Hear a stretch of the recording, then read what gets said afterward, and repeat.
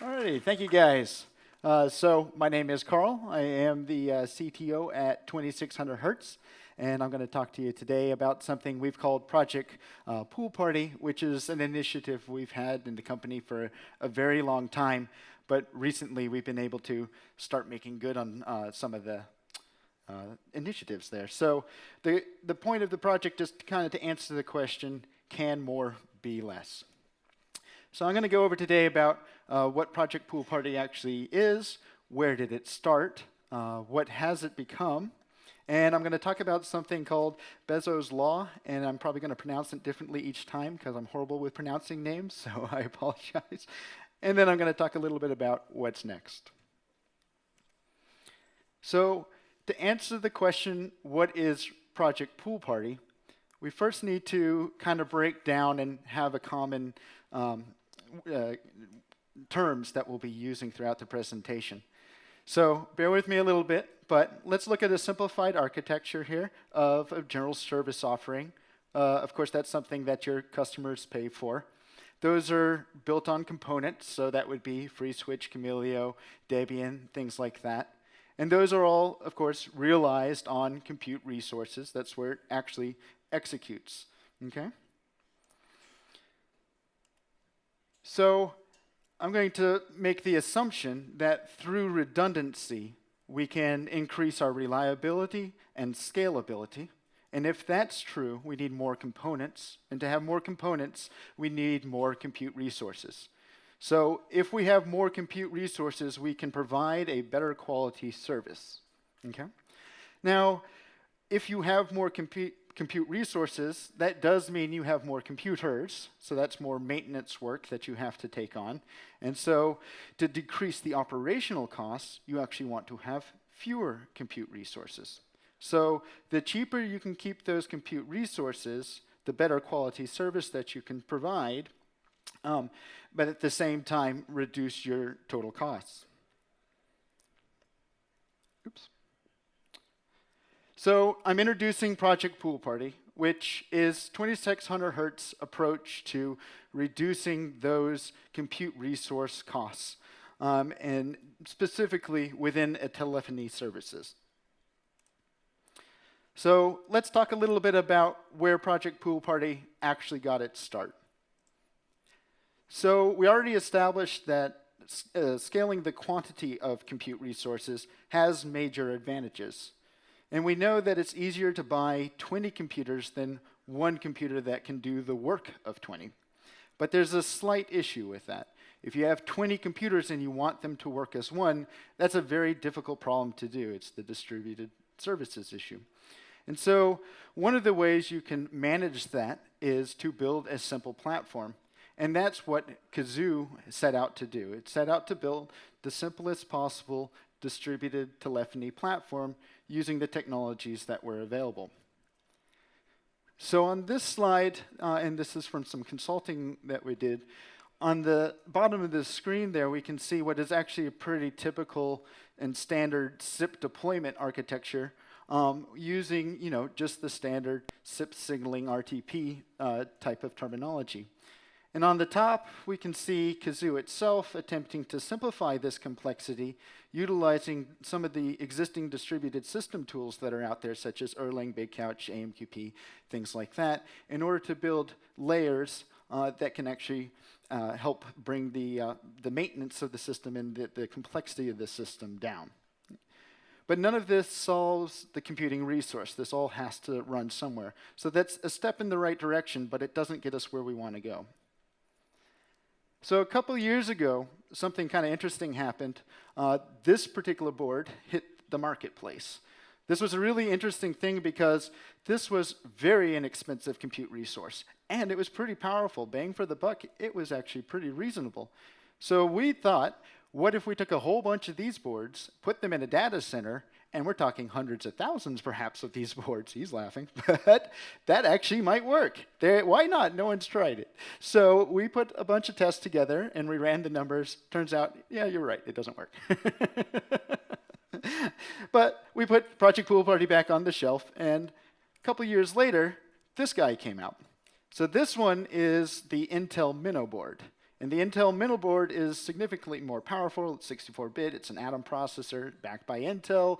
So we thought, hey, why don't we pull this off the shelf again, give it another go. So we ran a couple more numbers, and turns out, nope, not quite there yet. Almost, but not quite.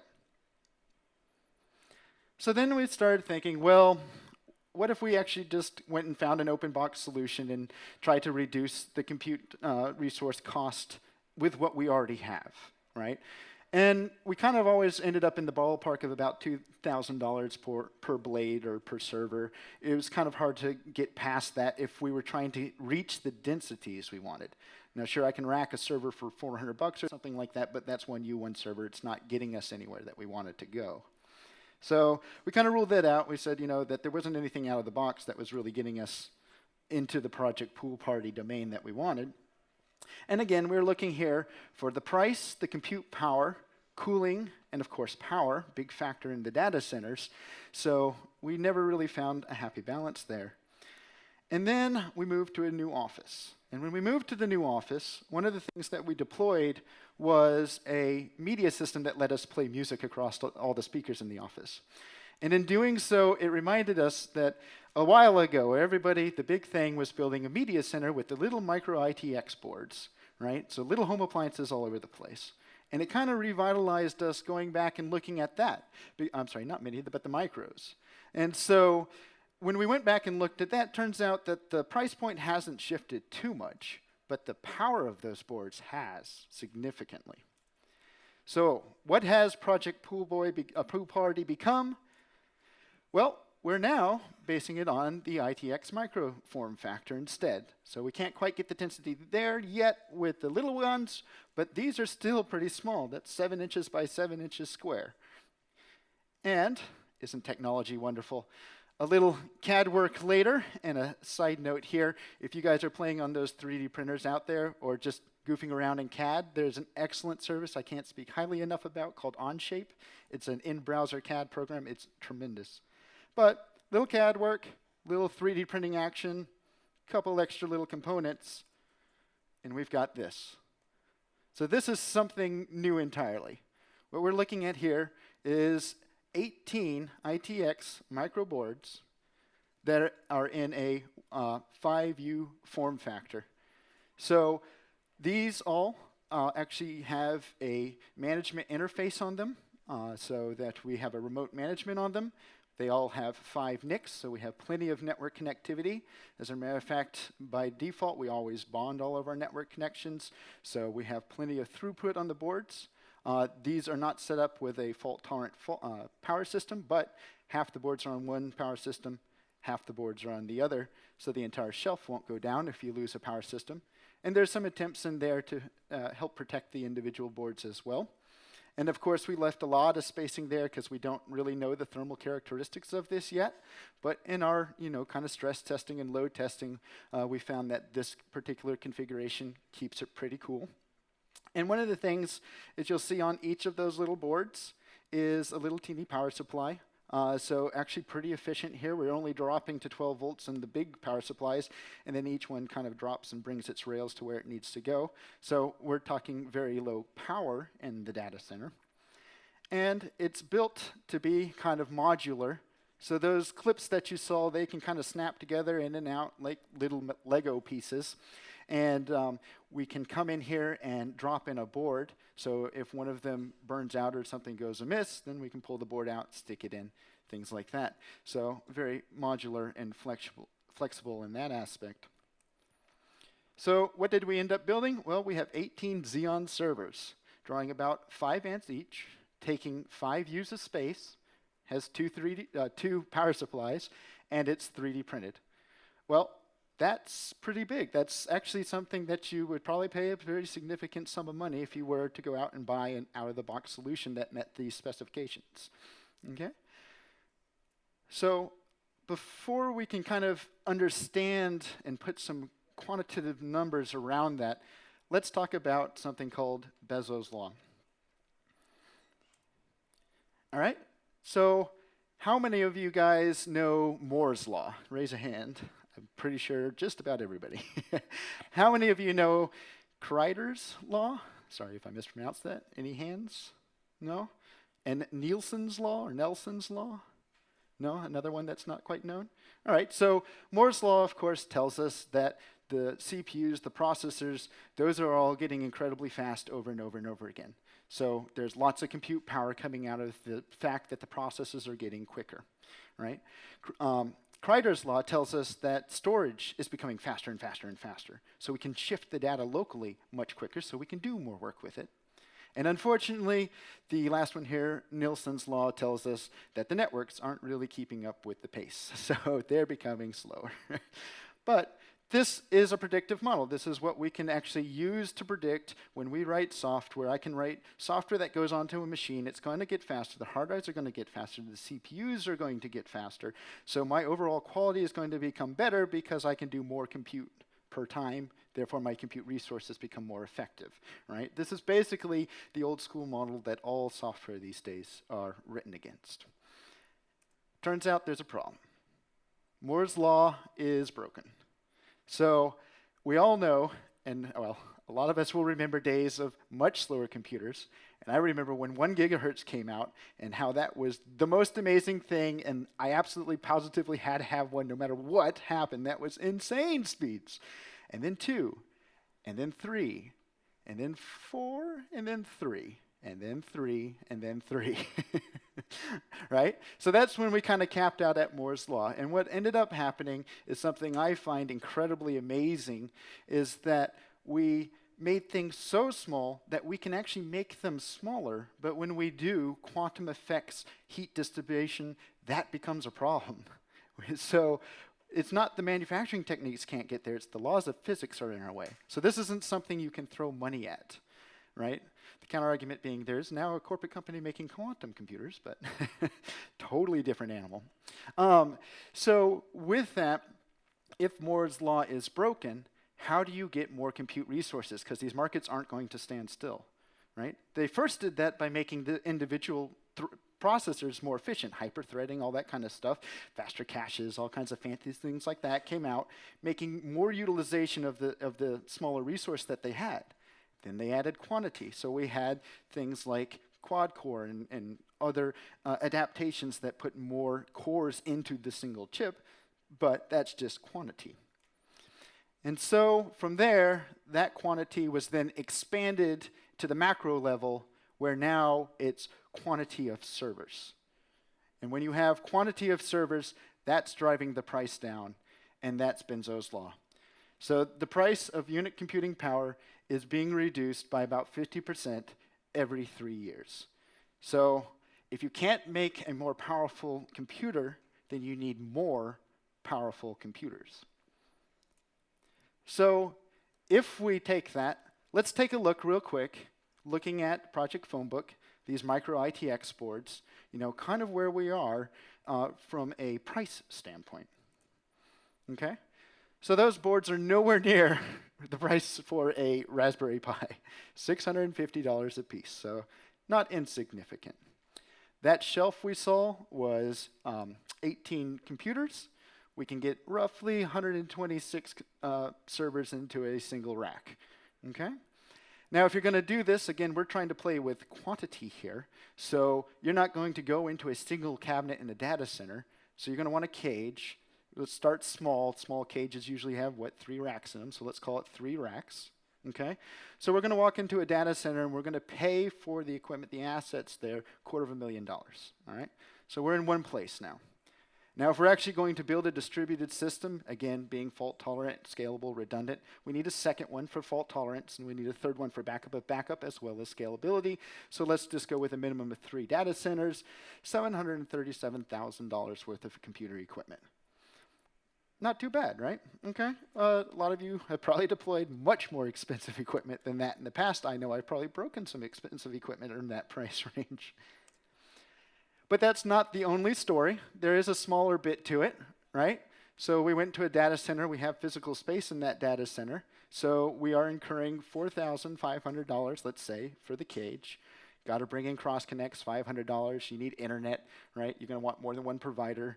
Again, backup of backups. So you want about 3 providers, $800. So we're at a monthly cost, a reoccurring cost of $5,800.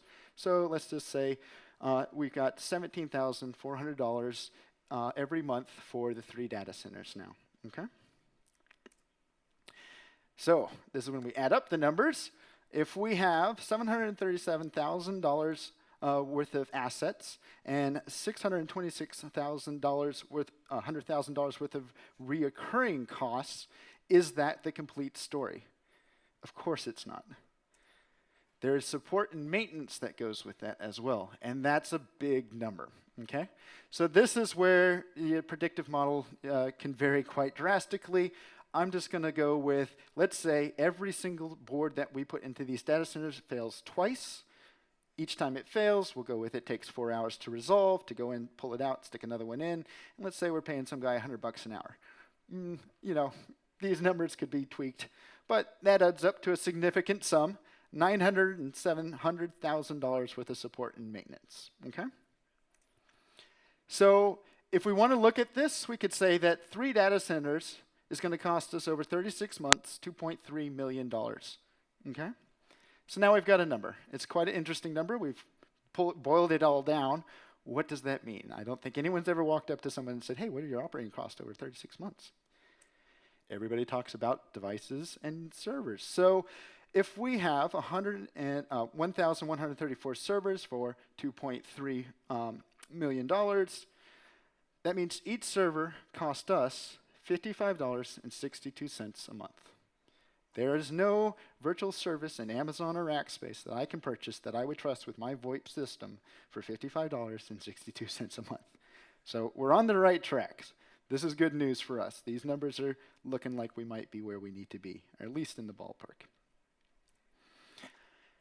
So there's another interesting metric that we can draw from this, and that is if each server cost us $55.62 a month, how many devices can we put into that cluster? And if we average that out over the servers, then we can actually come up with our per device cost. So we have models that say that we can probably fit 2,000 devices per server on average, because not every server actually handles a device. And that's actually a pretty conservative number. We've already got clusters that have far exceeded that. Of course, they're on different hardware entirely. So we have, tried our best to estimate here. But if we go with this particular number, that means that every device that you put onto the system is going to cost you 30 cents. Sorry, I always screw up some mundane thing. 3 cents. Every device you put onto your cluster costs you 3 cents. So that's probably a very competitive offering. And what we already see is the race to zero on the voice minutes. We already see the race to zero on other services that we offer. We see the commoditization of the feature set that we offer, right? And so as you race to zero, if you can get your device costs down, then you actually have a very competitive service offering. And with things like video, that's going to drive that back up. Those new features are going to drive that back up, but your overall cost could remain low. And therefore, you are actually increasing your total capability with a single platform here. So what's next? It's what we call the cluster manager. So we've simplified the platform as much as we possibly can. As simple as we can get it and no simpler. And the total hardware costs have been driven down. So the other big number that we saw here was the cost of maintenance, support, operations, those types of things. So how can we drive that down? Well, you drive that down by codifying experience, right? I don't need some guy to sign into 20 servers to type in yum update to then go do his thing, come back a couple minutes later, restart services, right? We can write tools that know how to do that, how to recover from certain errors, that can reach out to a cluster and orchestrate, take a server out of Camilio, go to the server, do the update, verify the connections come back up, go back to Camilio, add it back to the dispatcher list, move on, rinse, repeat till the cluster is updated. That kind of rolling restart type of thing, right? But that's not good enough, because I demoed that last year at the Dangerous Demos when I got up here and I went, wap, wap, wap, wap, and I said, that just updated the server. And everyone said, huh? And the reason was, I showed something that was highly technical, doing a very technical task, and that doesn't actually convey itself to reducing your operating costs, because then you need a skilled operator to operate the skilled tool. So this is what we're working on at the moment in the cluster manager aspect. What cluster do you want to perform an action on? What action do you want to perform? Upgrade, downgrade.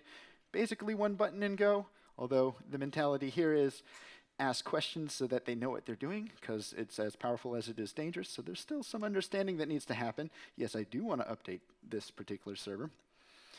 And at the moment, when this is done, you come back to the screen that you guys saw last year. So still got some UX, UI work here to do. But you can see the overall concept here of trying to drive the simplicity in order to reduce the costs. And of course, after that, I've also got other ideas about how we can kind of increase the density even further past this. Once we've put this out, modeled some things, the thermal load's the one I'm really worried about. But as technology also progresses, maybe the next small board will be the one that finally brings Project Pool Party to its full tuition. You just never know. So the other aspect of this is you saw that sitting there on the kind of workshop / conference room. On Monday, you might have noticed we were absent from the hackathon. It so happens that we were at the data center racking that. And that is the first of the data centers that will be receiving the first of these phases as we go through and do an initial soak test. So while we're not offering this as an official service, we're not putting production traffic through it yet. This is the first time that we're actually deploying these to these servers into a data center and starting to verify that some of these assumptions are correct, that these models can hold. And if you want to join us and help us and play with these things, definitely reach out, let us know. We need people to hammer on it. Everybody who writes new things, does something new, needs somebody to hammer on it. So we would appreciate any help with that.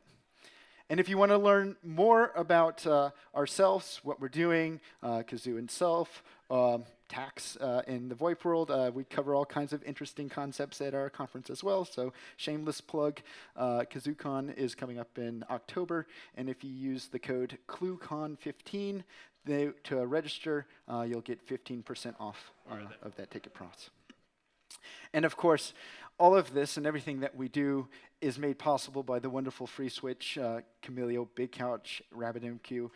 So, we're just standing on the shoulders of giants here, and we appreciate all the hard work that everyone does. So I thank you very much, and open the floor to any questions. Wonderful. Big round of applause. Thank you, guys. We have time for a couple questions here. We'll take the one over there.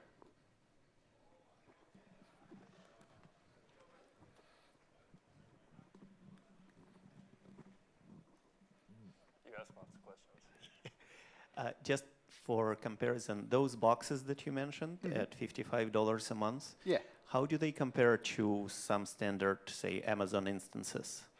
So, I mean, the first and foremost, of course, it's dedicated hardware.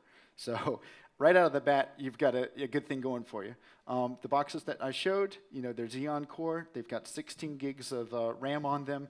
They've got bonded network connections into them. So, I mean, I could build a chart for you, but they're dual core. Yeah. And like I say, that's just the boards we're going with. By the time we actually deploy this to production, those things could be screaming fast. You just never know. But, I mean, right out of the box, I'd say just to put a number on it, 3 times better. Just don't hold me to it. I can repeat the question if we don't have a runner.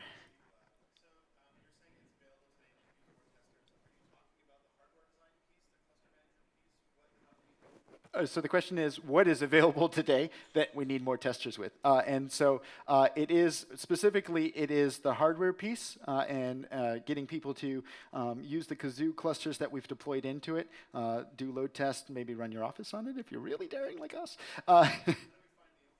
That you should come talk to us because we don't have it anywhere listed. This is the big announcement. And like I say, we racked it on Monday, so a little ahead of us there. What are you talking about? Ken tells me this All right. is going to work. So. Any other questions?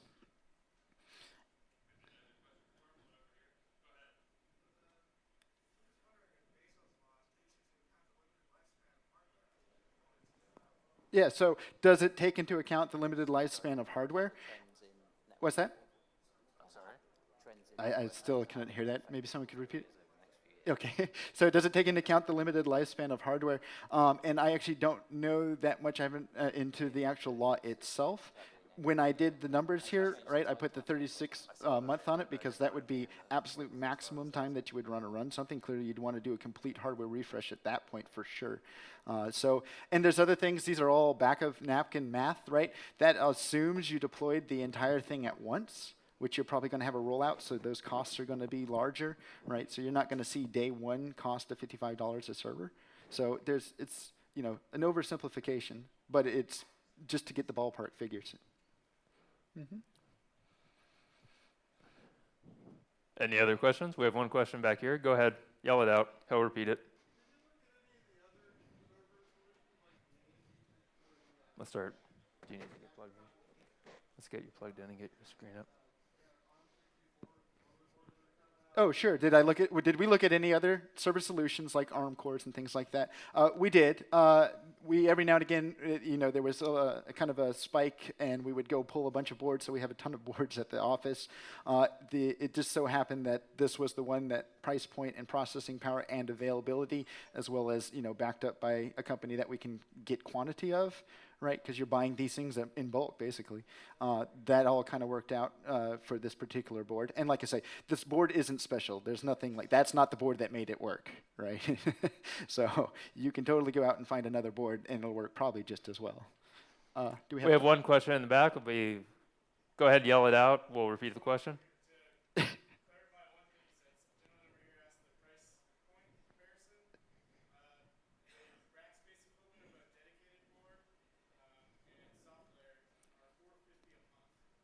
Okay, so Darren's repeating that the price point is $450 a month on a hosted service offering.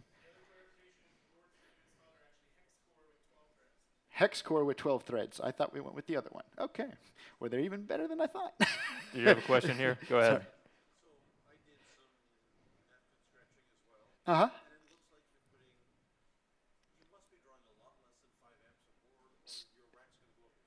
No, it's 5 amps total. For power supply. Half that. Yeah, yeah. Mm-hmm. Yeah, yeah, exactly, right. And there's a gentleman who's been waiting back here, and then I think we'll be out of time. Yeah, go ahead. Density. It'd be great for like a small thing, but we're all about density. The densities drive the numbers. So if I can only get 2 calls onto a Pi, I need so many Pis it doesn't become cost effective, right? That original Pi. Yeah.